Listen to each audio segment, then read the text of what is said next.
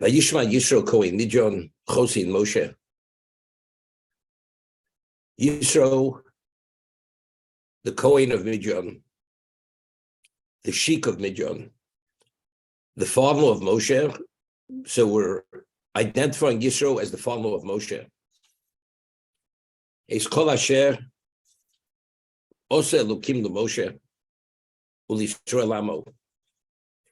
All that Elokim had done to Moshe and Yisrael, his people, Yehotzi Hashem Yisrael Mitzrayim.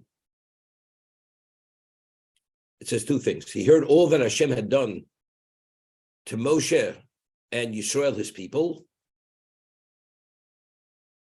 Yehotzi Hashem Yisrael Mitzrayim. It seems to be this is separate. He heard all that Hashem had done for Moshe and Yisrael Amo, and in addition, he had taken them out of Egypt. Let's see Rashi. Yishma Yisro, Mashmu Shemobo. We find that based on what Yisro had heard, he left Midyon, he abandoned his glory, and he went out into the desert to become part of the Jewish people. So what the question is, what inspired him? What level of clarity did he come to that it was sufficient to draw him to leave his past and begin a new future? Kriyas Yamsuf Milchemes Amalek. He heard about the splitting of the sea and the war of the Amalekites. It's interesting the way Rashi cites it here. It seems to be he heard two things. He heard the splitting of the sea and the war with the Amalekites. But factually, it's an argument in the Gemara between Rabbi Yochanan and Shlokish. Did he hear A or did he hear B? I mean, definitely he heard both. But the question is, what inspired him to go out into the desert and give up his whole past to become part of the Jewish people? Was it A or was it B? But the way Rashi cites it, that it seems to be was both. It was Kriyas Yamsuf and Milchemes Amalek, which seems to be not in sync with the Gemara, because the Gemara says it's one or the other. We'll see in a moment.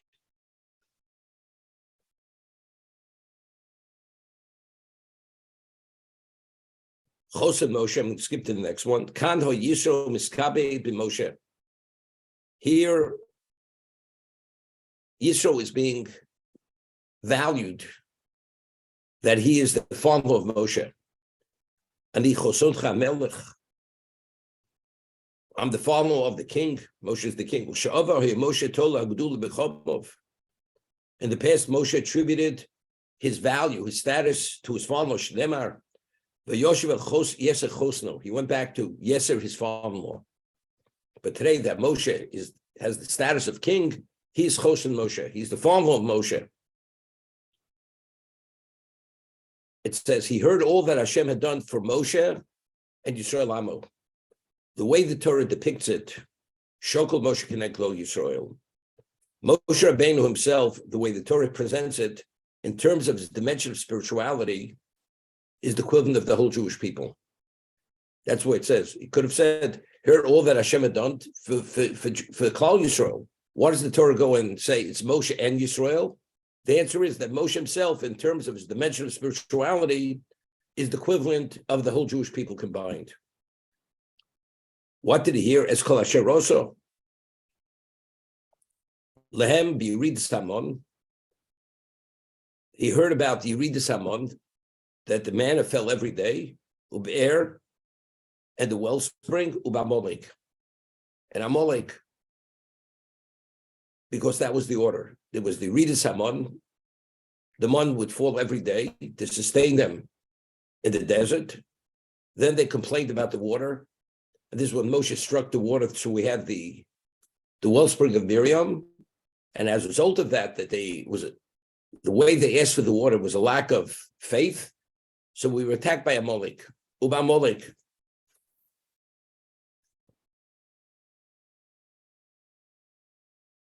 Yehotzi Hashem concludes, in addition, he heard that Hashem had taken the Jews out of Egypt. Zugdol al kulam. This is considered the greatest miracle of all, that the Jews were able to leave Egypt. Okay? Now let's go, just a simple understanding.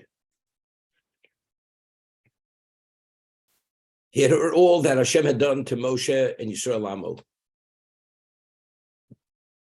Meaning, we're talking about here about the 10 plagues. And it says he heard about the splitting of the sea. And more. But the ultimate was that he took us out of Egypt. Rashi says, Zugadola al Kulam. This was the greatest achievement. That he was able, Hashem had taken us out of Egypt. That was most impressive. Why was that the most impressive? Okay, now, when we left Egypt, where were we at? We were at the 49th level of impurity, 45th level of tumah, of spiritual impurity. We were at the point of going into spiritual extinction. We're going to go into the oblivion at that time, meaning the environment of Egypt being such a representation of evil. We were so affected by this evil, the Jewish people were shut down. We had no free choice. Due to all that we had absorbed, the influences of Egypt. And now, we have the plagues, we have the splitting of the sea, and we have the Chemes HaMolech. The splitting of the sea, let's say there's a question, how many miracles took place at the sea? Were there 50 miracles? Were there 200 miracles, or were 250 miracles? We mentioned this in Haggadah. There's a question, why did we need so many miracles at the sea? And there's a question how to calculate the number. Every miracle in Egypt, was it one? Was it accompanied with other things that took place during the plague? And the Egyptians were impacted negatively by this. And we mentioned that different experiences with Zam, Evra. Zam is God's wrath. Evra, another expression of wrath. These are all different things the Egyptians experienced besides what we know about the plagues. They were exposed to all that. And at the sea, that they saw the Yad Hashem, in Egypt it was Etzba Elokim. Etzba is one finger, this is the calculation. What is one? Is one 50? And Yad is what? Has 5 fingers, that's 5 times 50. This is the whole discussion. But Rabbi Akiva says they witnessed 250 miracles at the sea. Why do we have to see so many miracles? Why do we have to be exposed to that level of spirituality, of God's presence? For what reason? We'd mentioned last week that what was the value of the miracles? I mentioned just in passing, I didn't dwell much on it, that there's a Beis HaLevi. Beis HaLevi is the father of Chaim Soloveitchik. The Beis HaLevi writes that on the Midrash, at the Bilei B'Shalach, it says, Vayhi B'Shalach Paro Sa'om. And when Paro sent out the people, Vayhi B'Shalach, so in Hebrew, the word Vay means woe. Vay Shesholach, woe. Hashem says, woe that I had to send them out after 10 plagues. If I could have only kept them longer, I would have exposed them to more plagues, to bring more plagues upon Egypt. So Beis HaLevi asks, David Bel says, God's mercy is on all his creations. What God is bemoaning the fact that he couldn't bring more plagues on the Egyptians. Why would have God want to bring more plagues on the Egyptians? So he explains, as we say in the Haggadah, we had to leave them. We couldn't stay there a moment longer. We had to leave after the 10th plague. But what was the value of every plague? We were idolaters. We absorbed all that impurity. Every plague we witnessed was a basis of coming to new levels of understanding of God, who God is. That God is just not a power. And every little more that we saw, being exposed to that, somehow had to do with our development and advancement, that we should be able to advance in spirituality. Knowing this fact, so the more we saw, the greater the clarity of who God was. And therefore, when we left Egypt, we were at a different level.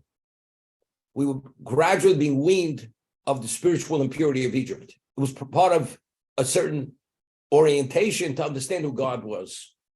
We only saw 10 plagues. And he shows, based on Psukim, that if we would have been exposed to more plagues, we would have been fully purged from every aspect of their influence, and the Chet HaEgel would have never happened. The only reason why we had the relapse at Sinai with the Chet of Egel, which was initiated by the rabble, was because there was a microscopic cell of that impurity left from Egypt. Because despite we had 10 plagues, and what we saw at the Yam Suf, the 250 plagues, there was still that trace of idolatry within us, and it was reactivated due to the incident with Moshe Rabbeinu. They had mistakenly thought that he had died. It was based on a miscalculation, and therefore they were what? They fell victim to the Chet Egel, which was initiated by the Erev, by the rabble. So God is saying, woe to me that I couldn't keep them longer, because then I would have exposed them to a greater level of my presence, and that would have fully restored them to where they should be. That's what it was. Now, the Gemara says in Sanhedrin that Paro had 3 advisors. Who are the 3 advisors of Paro? Bilam, Eov, Job, and Yisro. These were the 3 advisors. And if they were his personal advisors, they were at that very special level, each one of them. They weren't only statesmen, they were well versed in many things that had to do with the spirituality of the world, meaning the nether forces. All what Egypt was all about. Who was the one who suggested the bondage? That the only way we're able to control the Jews and even eventually just destroy whatever they represent. That was Bilam's suggestion. That was the bondage. We find in last week's reading, as we walk between the walls of the water, it says, the water was a wall to the right and the left, and we passed between the walls of the water. So the word choma is written with the vav deleted. So without the vav and the vowels, it could be read chema. We were surrounded with the wrath of Hashem to our right and to the left. So the Midrash tells us that the Malachim came with a claim that the Jews should also be destroyed in the sea, as the Egyptians are being destroyed in the sea. Why? Just as the Egyptians are being destroyed because they were idolaters, the Jews were no less idolaters than the Egyptians in Egypt. So why are you destroying the Egyptians? So Hashem responds to the angels. It says there's one very big difference. The Egyptians were idolaters because they were the masters. They chose to be idolaters. A person who's a slave, he's the chattel of the master, and every aspect of his life is controlled by the master. He's automatically subject to all the influence of the master. So it was very close to being in a setting of coercion. They almost had no choice. They had no choice. It was just their state of being that automatically they're influenced, which was not the case of the master. Therefore, the master is culpable, which are the Egyptians, and the Jews are not culpable for that reason, to be destroyed. But again, Bilam understanding what slavery means, and it wasn't just ordinary slavery. They weren't just servants. It was avodas perech. They had, not only were their bodies committed to the masters, every moment of their being, their minds, the environment was totally whatever the master was. And Bilam understood, if we keep this long enough, the Jews will never leave Egypt.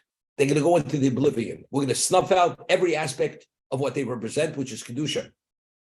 And that's why when Balak commissioned him to curse the Jews leaving Egypt was, for Bilam, was the greatest embarrassment. Here he's trying, this is the battle, the struggle between good and evil, and Bilam thought he was going to succeed with the bondage, he failed. Therefore, he was going to curse them into the oblivion. When Balak commissioned him to curse the Jews, because if you take a look over there, Bilam's hate for the Jews was more than Balak. Because we'll see when Balak said, just keep them at arm's length from us. When Hashem comes to Bilam, and Rashi makes it a point, he says, I was commissioned to take the Jews off the face of the earth, which was not the case. Balak only said, just keep them away from us. I'm concerned we're going to be destroyed. Bilam says to Hashem, he commissioned me to remove them from the face of the earth.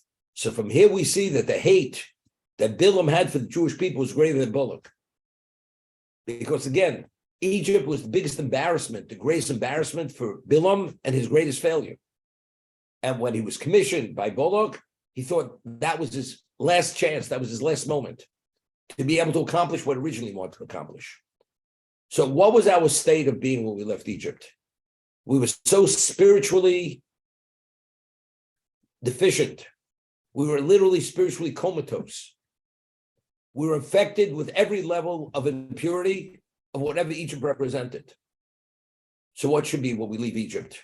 It's like a person is rescued from a drug den, an opium den. He's been there all his life, in being exposed to every level of foreign substance, which his body absorbs, and he has more foreign substance in his blood than blood. Do you think this person could ever be rehabilitated?